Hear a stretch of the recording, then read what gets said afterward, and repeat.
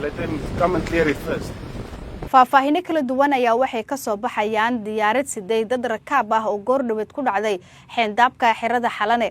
diyaaradan ayaa waxaa la sheegay in daqiiqado ka hor ay ka duushay garoonka diyaaradaha aadan cadde ee magaalada Muqdisho 15 daqiiqo wax aan dhameen ayaa la sheegay inay dib ay ugu soo dhacday xeendabka xirada Xalane kadib markii ay ku timid cilad iyadoo aanan gaarin hawada sare.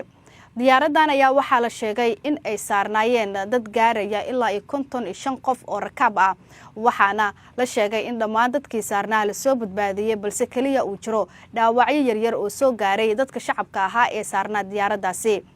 sida wararka aynu ku helayno diyaaradan shilka gasha ayaa waxaa lagu tilmaamay inay leedahay shirkadda Sky Star iyadoona ah diyaarad ka shaqeysa gudaha dalka ee Soomaaliya. wixii xogo ay ku soo kordho ee la xiriira shilkani muuqaaladeena xiga ay idin kugu soo gudbin doonaa. internet plus waa adeeg ay macaamiishu ka heli karaan internet fiber ah ku hadal iyo IPTV ula socdo receiver ay ku jiraan in ka badan 4,000 oo kanaal.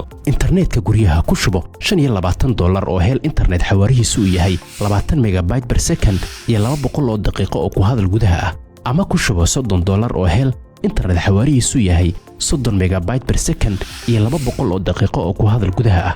internetka xafiisyada ku shubo $50 oo hel internet xawaarihiisu yahay 55 megabyte per second iyo 400 oo daqiiqo oo ku hadal gudaha ah ama ku shubo $90 oo hel internet xawaarihiisu yahay 110 megabyte per second iyo 700 oo daqiiqo oo ku hadal gudaha ah.